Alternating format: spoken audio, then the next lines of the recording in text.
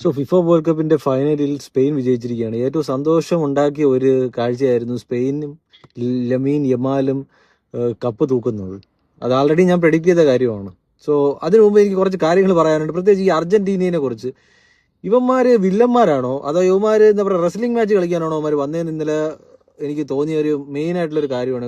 Especially ഈ Leonardo പേർഡീസ് എന്ന് പറയുന്ന ഒരുത്തനുണ്ട്. അവൻ നിരന്തരമായിട്ട് അവനെ ഇറക്കിയ സമയത്ത് തൊട്ട് അവൻ നിരന്തരമായിട്ട് ഈ സ്പെയിൻ പ്ലെയേഴ്സിനെ അറ്റാക്ക് ചെയ്ത് അവനെ പുറത്ത് കയറുന്നു, തള്ളിയിടുന്നു, ചവിട്ടുന്നു, കുത്തുന്നു, ഇതെല്ലാം ചെയ്യുന്നു. സോ അതുകൊണ്ട് തന്നെ അർജന്റീന തോക്കണമെന്ന് തന്നെയായിരുന്നു എൻ്റെ ഒരു പക്ഷവും. കാരണം എന്ന് വെച്ച് കഴിഞ്ഞാൽ പിന്നെ അർജന്റീനയ്ക്ക് ബോൾ കിട്ടിയില്ലല്ലോ, അവന്മാരെ കൊണ്ട് നിലം തൊടിയിച്ചിട്ടില്ല.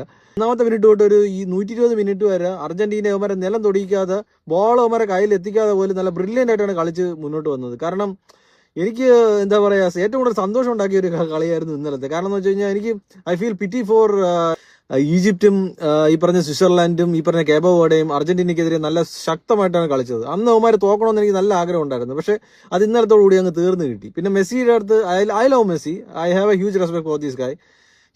He always place A fair game. എന്നാലും ചില സമയത്തൊക്കെ പുള്ളി എന്താ പറയുക കോമഡി കുറെ കാര്യങ്ങൾ ചെയ്യുമെങ്കിൽ പോലും ഹി പ്ലേഡ് ഒരു ഫെയർ ഗെയിമാണ് പുള്ളി കളിച്ചത്.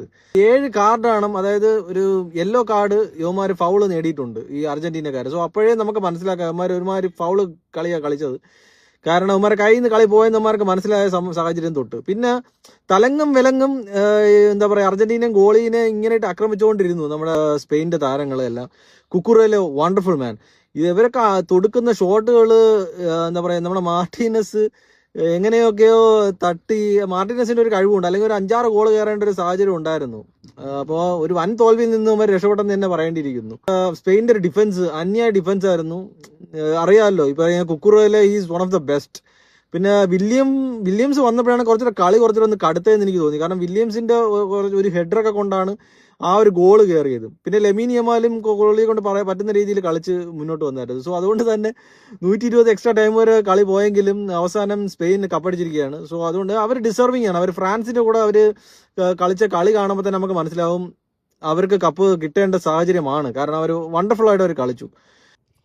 അത് മാത്രമല്ല സ്പെയിനിൽ നിന്നൊരു ക്വാളിറ്റി ഫുട്ബോളാണ് നമ്മൾ കണ്ടത്. പിന്നെ അത് മാത്രമല്ല ഏറ്റവും കൂടുതൽ ഹാപ്പിനെസ് നൽകിയെന്ന് വെച്ചാൽ 2010 കപ്പെടുത്ത നമ്മുടെ സ്പെയിനിന്റെ ഒരു പഴയ team David Villa, Fernando Torres, Enrico, Xavi, അവരെയൊക്കെ കണ്ടപ്പോൾ കുറച്ചൊരു ഹാപ്പിനെസ് തോന്നി. പിന്നെ അത് മാത്രമല്ല അത് അവർക്കൂടെ കുറച്ചൊരു ബൂസ്റ്റ് നൽകി കേട്ടോ നമ്മുടെ ഈ ഒരു സ്പാനിഷ് ടീമിന്. കാരണം അവർ ക്വാളിറ്റി ഫുട്ബോൾ കളിക്കുന്നവരാണ്.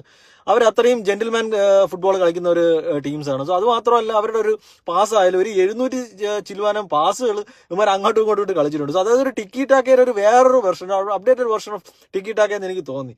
So well ഡെസേർവ്ഡ്.